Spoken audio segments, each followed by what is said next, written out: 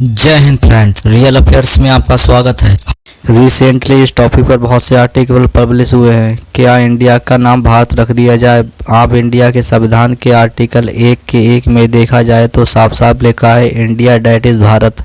अगर आप इंडिया के ऑफिशियली नेम देखो तो इंडिया भी आता है और भारत भी, बट हम लोग इंटरनेशनली बात करते हैं या फिर अपनी टीम को कहीं पर भेजते हैं। इवन दो हम इंडियन क्रिकेट टीम भेजते हैं, भारतीय क्रिकेट टीम नहीं, या फिर हम ओलंपिक में भेजते हैं तो हम इंडियन ओलंपिक टीम कहते हैं। जब हम किसी लीडर को इन्वेस्टिगेशन भेजते हैं तो हम लिखते हैं द प्रेसिडेंट ऑफ इंडिया। मगर देखा गया है जो G20 समिट इसी महीने में है, सितंबर में, जब अदर कंट्री को इन्वेस्टिगेशन भेजा गया तो उसमें interestingly the president of Bharat लिखा गया।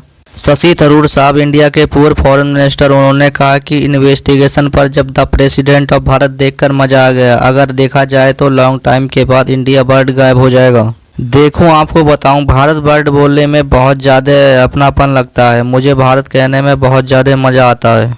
शशि थरूर साहब का कहना है कि हमें इंडिया को साथ साथ बोलना चाहिए क्योंकि इंडिया अपने आप में एक ब्रांड बनकर उभरा है। हमें इंडिया एंड भारत दोनों वर्ड बोलने चाहिए।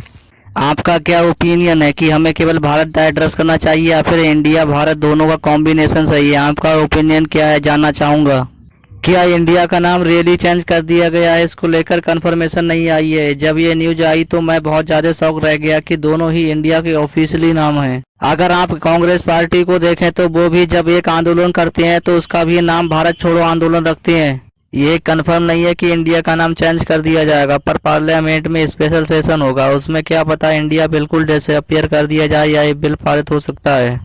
अभी के लिए इंडिया भारत दोनों ही ऑफिशियली नेम है। अभी भी इंडिया वर्ड आगे है, देखेंगे इसमें कुछ होता है या फिर नहीं। अगर इसमें कुछ होता है तो आर्टिकल 1 में चेंजेस देखने को मिल सकते हैं, मगर ये होता है तो मैसिव चेंज होता है।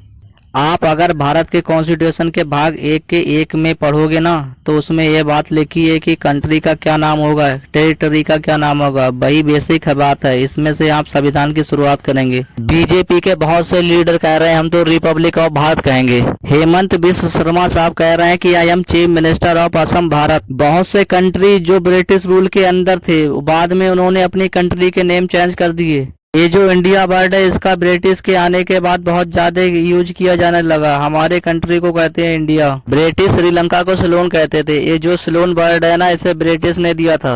श्रीलंका ने 1972 में अपने कंट्री के नाम को चेंज करके श्रीलंका रख दिया था। सेम केस म्यांमार का। एक समय पर ब्रिटिश इसे बर्मा कहते थे। इस कंट्री ने 1989 में अपने कंट्री का नाम चेंज करके म्यांमार रख दिया। इंडिया के आसपास ये जो कंट्री है ना, इन्होंने अपने कंट्री के नाम अपनी हिस्ट्री के अकॉर्डिंग रखे हैं। श्रीलंका, म्यांमार, बांग्लादेश एंड नेपाल, ये जो कंट्री है ना, इन्होंने अपने कंट्री के नाम अपनी हिस्ट्री के अकॉर्डिंग रखे हैं। भारत इंडिया का ये जो डिबेट है ना, ऐसा नहीं है कि ये रिसेंटली स्टार्ट हुआ है। आप 2015 में जाओगे तो एक व्यक्ति ने PIL डाली थी। PIL का मतलब होता है, तो इस व्यक्ति ने कहा कि आप रिपब्लिक इंडिया की जगह रिपब्लिक ऑफ भारत क्यों नहीं कर लेते, ऑफिशियली अनऑफिशियली टेरिटरी के लिए यूज क्यों नहीं कर लेते। तो उस समय गवर्नमेंट ने कहा कि नो नीड चेंज नेम, अभी नाम बदलने की आवश्यकता नहीं है।